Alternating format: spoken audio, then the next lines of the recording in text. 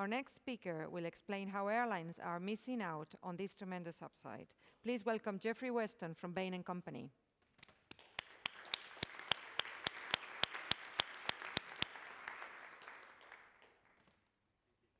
Welcome. Welcome. Hello. Hello, hello. Yes, good. Good morning. I'm going to try and speak for about 9 minutes, and then I want 2 people to ask me a question. All right? So the rest of you can be on your smartphones, but at least 2 of you, could you look at one of the slides and ask me 1 question? That, for me, will define success. All right, so I want to talk to you about some work that we've almost finished. I can't show you numbers. I'm going to say a few of them. We're going to have this all wrapped up in about 6 weeks, and then we're going to come and talk to some airlines about it. Okay, so let's talk about what we did and why. What's the background here? So we always talk about channel shifts. We talk about them in the aggregate. We talk about the cost of a channel. We talk about the GDSs. We talk about the OTAs. We talk about all these things. We talk about percentages. We sit around management tables, and we do all of that. Fine. Decision-making inside an airline is very disjointed. Finance works on a budget cycle. The guys on distribution talk about the multi-year contracts that they'll have with the GDSs. You'll have some small ad hoc negotiations. The route and the network guys will be on different cycles. However, this is not understood. Like, it's never all put together. Like, I've never sat in an executive suite in an airline where we talk about the fixed overhead of the marketing team and the GDS and the OTA and the search charge and. It's never put together. We have these very partial discussions. And so following the money allows us to drive more insight. And so the exam question we set ourselves, we took 3 large European countries, and we said, let's find out what the true distribution costs all the way through from soup to nuts, as we say in the UK, would be. And we looked at about 50 billion euros of sales. So we took 50 billion euros of airline revenue on a ticket-by-ticket basis, and we traced it all the way through. And I wanted to share some of that with you. We also looked at hotels. So which consolidation curve is airlines and which one is hotels? The top one is airlines, the bottom one is hotels. So in case you're wondering why the OTAs can extract commissions that are 3 or 4 times higher out of hotels than out of airlines, this is why. If you're a hotel, you don't have a lot of negotiating power. Okay, why else is this important? Well, because airlines don't really spend much money. So if you look at marketing spend as a percentage of revenues, you just get these very different pictures. The hotels do a bit more, but nothing compared to the big players. And the big players are pushing into loyalty. Personally, as a former airline exec, this I find very, very worrying, because we always used to say, it's okay, they love us for our loyalty plan, it's all going to be good. But if the OTA is now saying we've got our loyalty plan, then people stop caring about which airline they fly with because they're going to get some good points. They don't care what hotel they stay at, they're going to get points. How did we put all this together? Okay, we started with lots of data, of course. We're consultants, we couldn't resist. So for airlines, we took about 500 million fares. We also did across a few years. I'm not going to show that today. Over on the hotel side, we looked about 1.5 billion. And then we put into statistics, we did research, we did expert interviews, and we mapped the whole thing out. The channels, when we know this is just airlines, you've got your travelers, retail, non-retail, online and offline.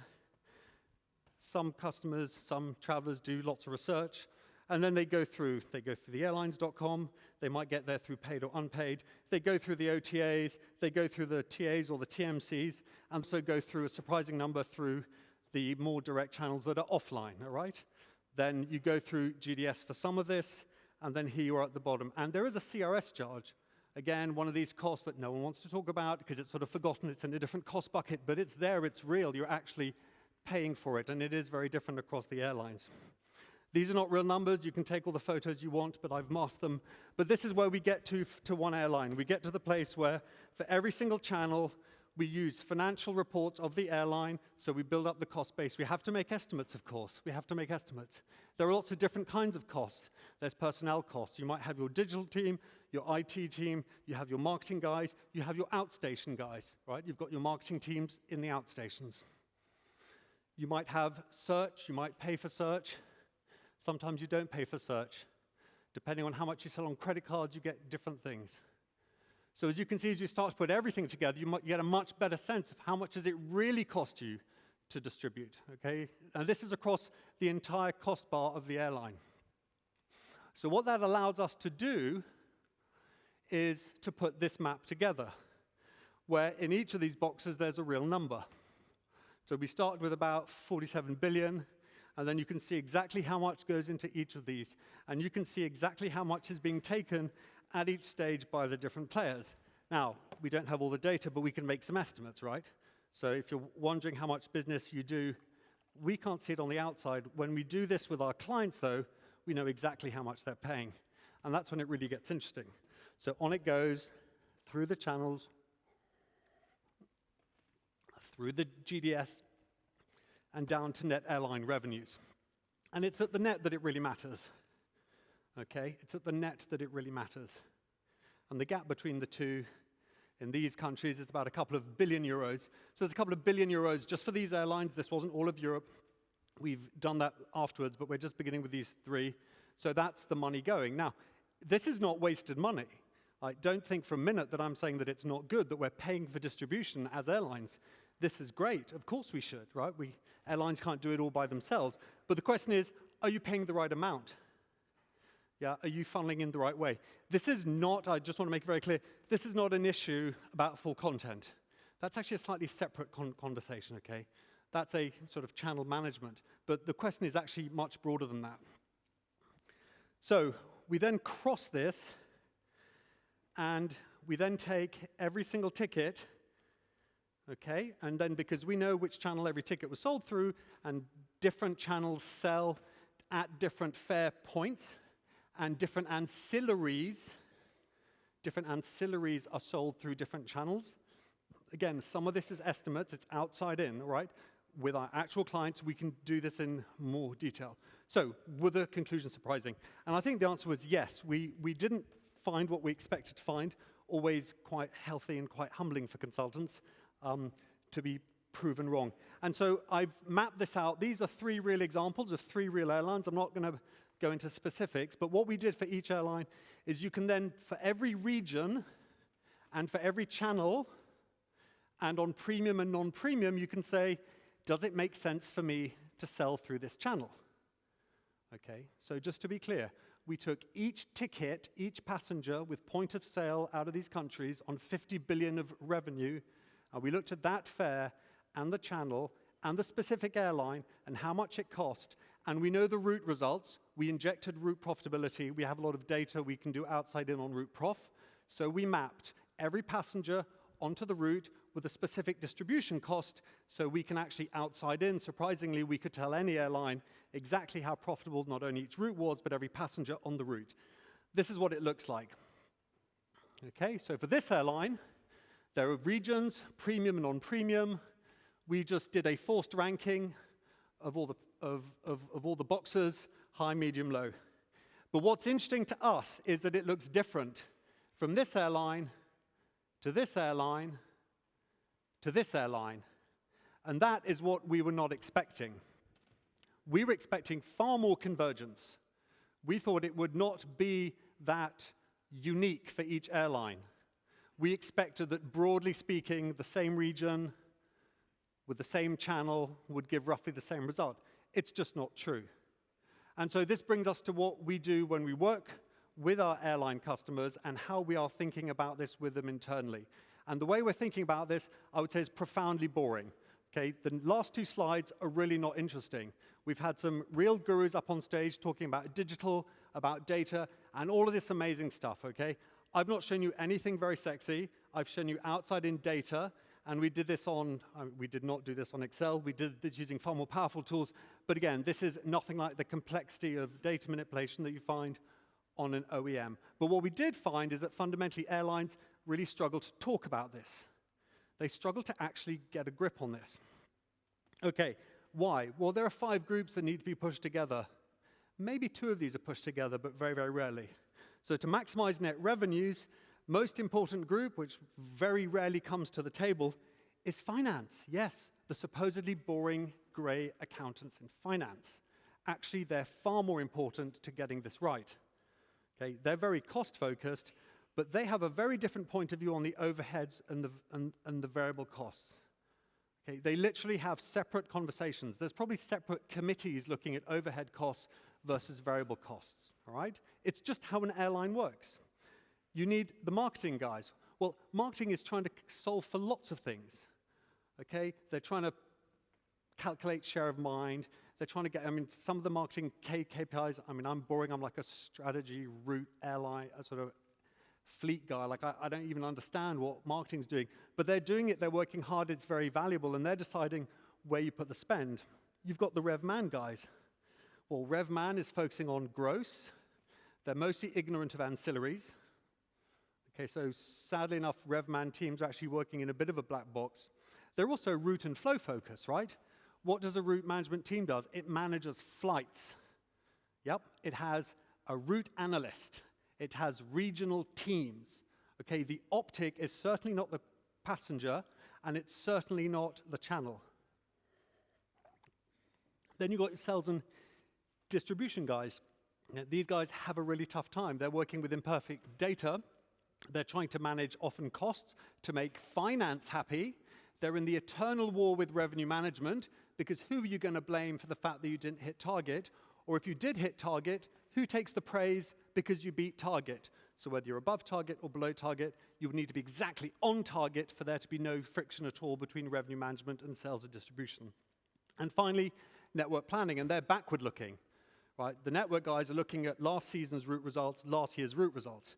They're literally a couple of years out of date, or they're at least 6 to 12 months out of date. You're selling forward 3 or 4 months, and you're looking backwards about 6 months. Okay. So what we don't see, and what we make happen with our clients, is we bring these guys all together to the table. Okay. And they're usually sitting around the table thinking, what are we doing here? Like, why is finance here? What's RevMan doing here? You should be with your pro system doing your really complicated stuff, yeah? And the marketing guy's like, well, I don't know what I'm doing here. I've got a huge ad campaign. I've got a rebranding. I've got a new livery. I'm really busy. And no, you're actually fundamental to this. And marketing is fundamental because when you choose what you want to sell to whom and through, marketing has to be there to help you. So, last slide, and then please 2 questions.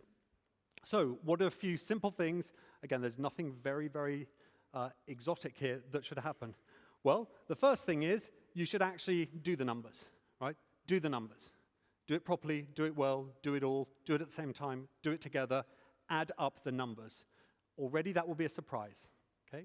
So that's a great first place for airlines to start. Allocate the fixed costs. A lot of airlines pretend it's fixed. These are marginal costs. Don't put the fixed costs, okay? There's always someone pretending that the fixed cost isn't their budget. Okay, that's another reason that airlines have these overhead issues. They don't really get these looked into carefully. Force these people together and give them some shared KPIs. They all have totally diverging KPIs. The logic behind diverging KPIs is as follows. I'm a busy chief executive. It's exhausting to deal with my C-suite. Or I'm a busy chief commercial officer. It's exhausting to deal with my department heads. And all the other consultants are saying, you need separate KPIs, everyone needs a separate KPI, we need to just... But that's crazy. That literally creates the silo. You're going to have to make people share KPIs. You're going to need a situation where 2 people have failed if one number isn't the right way. Okay, 2 people who are peers, not in a hierarchy, but 2 people of different departments are going to have to be together held accountable. I would also start out with the magnitude of change that you want. Like, what is it that you're trying to go for? Is it a 0.1% reduction in distribution cost, or is it a something percentage increase in loyal customers? Yeah? Or is it specific market share? It's like, what is it you're trying to do? What we observe is that finance has one set of objectives that it wants, sales and distribution has another, and they literally fight against each other. To get this to work, start small. And I'm not going to use the buzzwords of agile and scrum and blah, blah. I just mean start small. I just mean just choose one thing. Get 5 people, put them in a room. One of the most interesting CEOs was Dato Idris of Malaysia. I don't know if you remember, about a decade ago, one of the turnarounds of Malaysian Airlines. he set up these things called labs, and I love this story when he tells it, and he said all his executives were coming to him, everyone was complaining it was the other guy's fault, it's not my fault, you don't understand. And so what it is he brought several groups of about 10 to 15 execs to a separate floor on the building, and he had a very big room for all of them, and he would put 10 to 15 execs in a room, and he'd start off really nicely. He'd say, so you're all here together to work on a shared project, and you've all been complaining to me about the other people in the room, okay? And so I just wanted you to know that here's your objective, and by the way, if you fail, probably none of you will have a job. And all sounds like, whoa, we've actually got shared incentives. That doesn't happen enough in airlines as well. A lot of heat and energy is spent of certain tribes trying to convince everyone that it's not their fault. And this brings me to the last point, which is you need to change the operating model. I don't mean change the organization. That's exhausting, it's stressful, everyone gets very tense, it gets very political, the board gets sucked into it, it just destroys energy. Yeah, but you have to find a way to get these groups to work together, okay? So this is what we do with our clients. It's only the analysis of a per passenger basis that I feel gets you to a point where you realize that depending on what the flow is and depending what channel it comes from, has a huge impact on whether you're even selling something that's profitable or not, okay? That's it. Now, please, 2 questions, even from the same person. Yes, 50% of the way there, yes. See that airlines should take more care about their own direct sales channels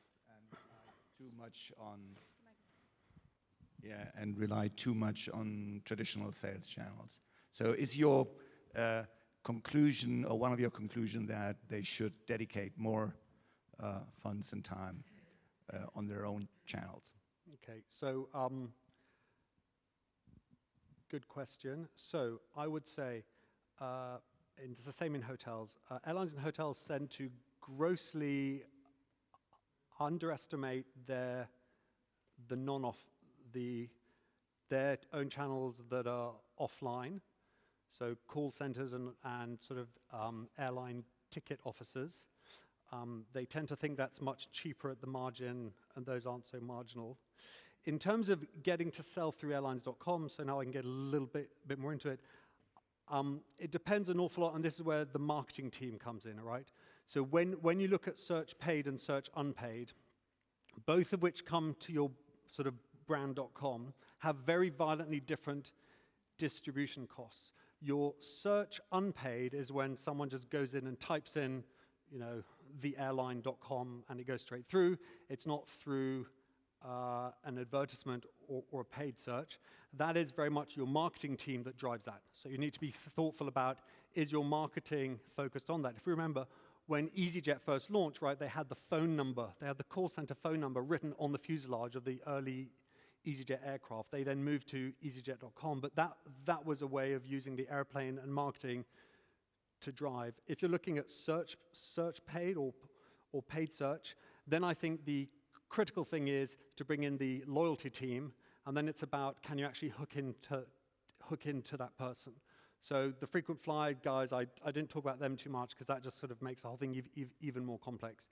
So it really depends exactly which way you're doing it, understanding your costs, and when they come in, whether to get them. I mean, look, of course, in theory, right? In theory, we don't like, you know, airlines say, oh, the OTAs, the big commissions, but compared to hotels, the OTAs aren't really a huge channel, and you know, there's a lot of inventory that needs to go through the OTAs. The question is, once you've sold something through an OTA, what are you going to do with that passenger? So I think the challenge is not that single ticket sale is not the perfect decision, but what are you going to do with that passenger so that next time you have a less expensive and a higher ancillary revenue relationship? One more question, please. I just came to ask. Yeah. No? Is there someone else who has a... Oh, my gosh. Yes. Sir.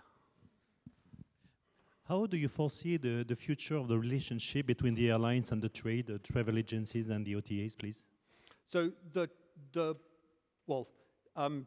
you mean the travel agents which are online or offline? Offline, yeah. Well, look, I mean, it's remarkably resilient. I mean, travel agencies that are not online, they're actually a big chunk of European outbound point of sale. I think they've resisted quite well. I think we have a few hundred travel agencies shut down in Europe each year, but there are still many, many thousands of them, so that's going to take a long time. The average yield through this channel is higher, and it depends where you want to put the travel management companies. So the TMCs, it's kind of a sophisticated corporate-leaning travel agency. I think that's a very, very robust channel that does remarkably well. I don't think this is a channel that you want to switch off. I think it's a channel that does have some cost, but it's a very valuable channel. And again, I think that what characterizes the dysfunction is that the conversation, as I said in my very, very first bullet point, is very much at an aggregated level where people ask these questions like, what should we do about this whole channel, that whole Well, it depends. In this region, in premium, here's the specific question, right? In that region, on non-premium, the answer is completely different. What's clear is you should have your incentive structure to your indirect channels done very, very differently. I would argue that the incentive commission structures to all channels is remarkably simplistic. In fact, remarkably simplistic, given that airlines keep these very complicated machines up in the air very safely, but for some reason we think that you're going to apply the same percentage or ratcheted scale of commissions regardless of who the passenger is, what flight they're on, what class they're on, blah, blah, blah. I mean, most agency deals are remarkably simple, and we've not gotten much more sophisticated in the last 40 years, I'd say. Okay, I answered 2 questions. My day is full. Thank you.